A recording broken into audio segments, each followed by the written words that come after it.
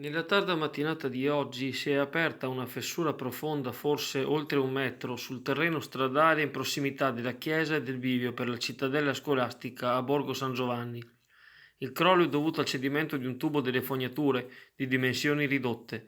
Si tratta di un pezzo che avrebbe dovuto essere risanato. Infatti era già stato pulito ed era pronto per l'inserimento di una guaina interna che poi viene fatta aderire con il vapore senza sventrare il terreno. Presenti in zona gli agenti della polizia locale che hanno tempestivamente evitato ogni danno a persone. Veritas provvede da oggi pomeriggio alla riparazione. Nel frattempo sono stati deviati gli autobus di linea urbana ACTV. Entro il fine settimana il buco dovrebbe già essere chiuso. Già in passato si era verificato un episodio del genere.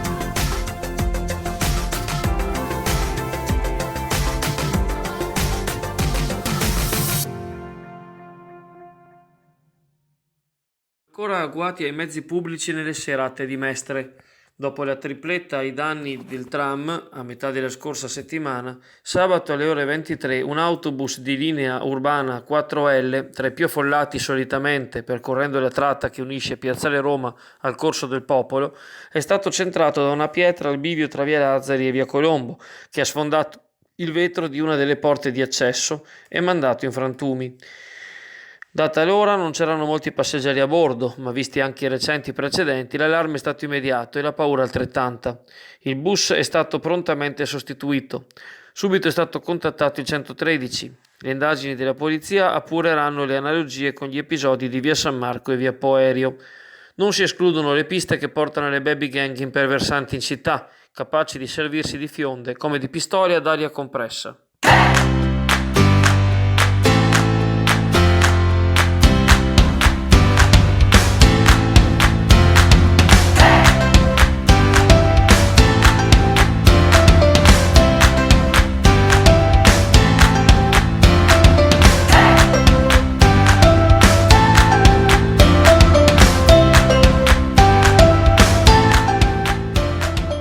Solo lo scorso giovedì il sindaco di Chioggia Alessandro Ferro, su indicazione dei dati di ARPAV, ordinava il divieto temporaneo di balneazione in 3 tratti centrali del litorale di Isola Verde. Oggi, a seguito di nuove rilevazioni e analisi della stessa ARPAV sull'acqua prelevata nei medesimi punti, l'emergenza Escherichia coli ed enterococchi non è più ritenuta attuale. Quindi il sindaco ha revocato la precedente ordinanza e i tratti di Isola Verde rispettivamente a 300, 1100, 1400 metri a sud della diga sul Brenta tornano balneabili. È intanto iniziato ieri sera il ripascimento delle celle 4, 5 e 6 lungo l'Arenile, brutalmente depauperate e ridotte durante le mareggiate degli scorsi giorni. I lavori sono stati affidati all'impresa Sommit di Sottomarina e hanno luogo ogni sera dalle ore 20 alle 8 del mattino successivo fino al 31 maggio. L'azienda opera attraverso un escavatore idraulico, 4 trattori e 3 dumper, autorizzati a transitare ogni giorno dalle ore 6 alle 18 salvo il weekend.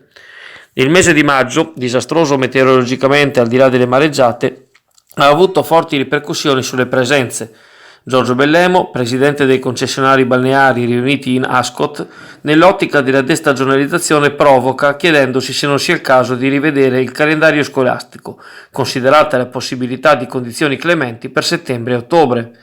Sarebbe utile anche defiscalizzare l'assunzione del personale già operativo nonostante il tempo, dice Bellemo alle telecamere di Chioggia Azzurra, dal momento che i concessionari hanno già sostenuto le spese anche per la merce. E non è vero che tutto si recupera, quel che è perso, e domenica scorsa i bagnini sono stati costretti a tenere la coperta addosso.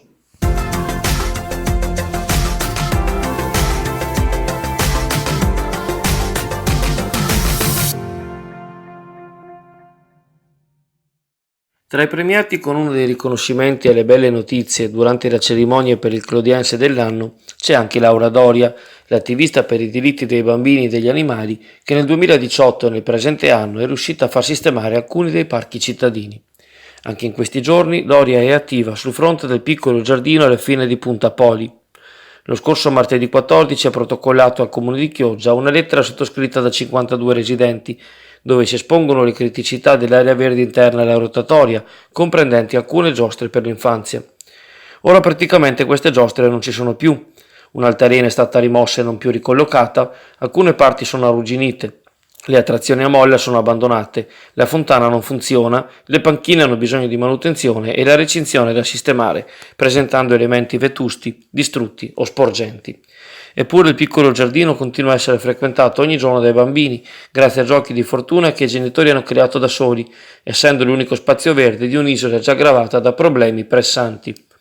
Ieri mattina ha avuto luogo un incontro con l'assessora ai lavori pubblici Alessandra Penzo, che ha rassicurato quanto alla doverosa messa in sicurezza delle situazioni precarie, mentre l'installazione di nuove strutture ludiche potrà essere possibile in futuro grazie allo sblocco del cosiddetto tesoretto.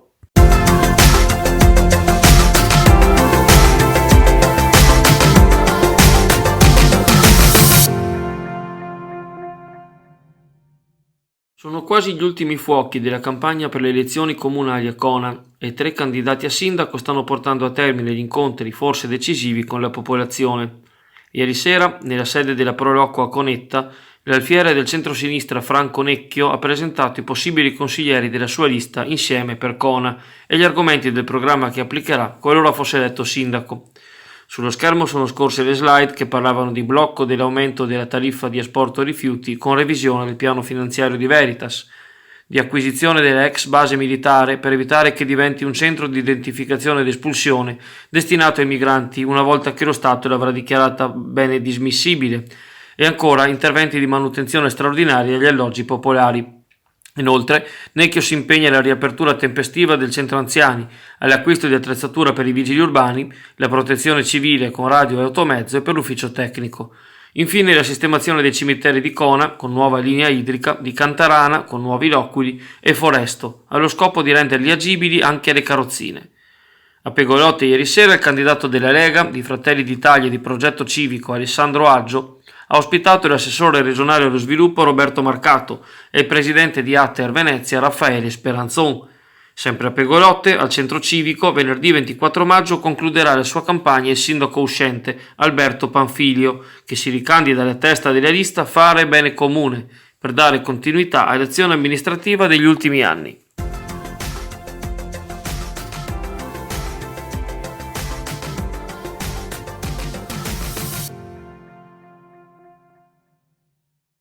Amici carissimi di Network Azzurra e Meteo Brollo, un buongiorno a tutti voi.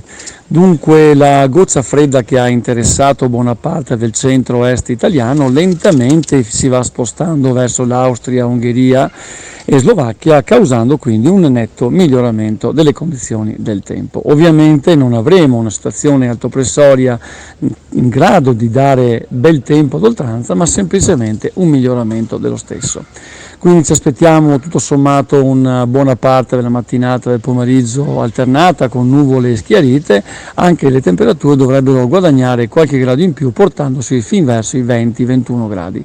Ma io porrei comunque l'attenzione verso il pomeriggio sera, allorquando dei temporali in formazione sulle prealpi appunto del nord-est lentamente scivoleranno verso le coste adiacenti e le pianure, causando un netto cambiamento del tempo con temporali piuttosto veloci poi verso la nottata, dando luogo ancora a qualche millimetro di precipitazione. Tutto questo risulta comunque normale visto le correnti in movimento ciclonico in allontanamento, quindi ancora un tempo abbastanza instabile e variabile per buona parte di martedì, e anche naturalmente mercoledì sarà più o meno sullo stesso frangente.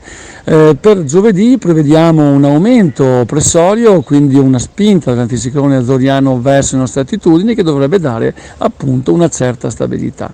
Poi si vedrà quello che dovrà succedere verso il fine settimana, ma questo sarà materia dei prossimi giorni. Con questo vi saluto, ci sentiamo domani.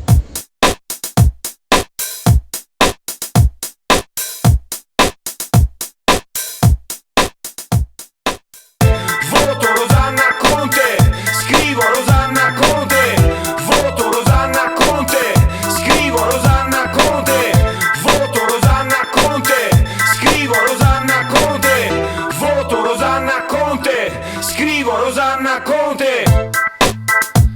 È una persona come me, una persona come me, innamorata dell'Italia, presento e porta cambiamento. Scrivo Conte, scriviamo Conte, la la la la la.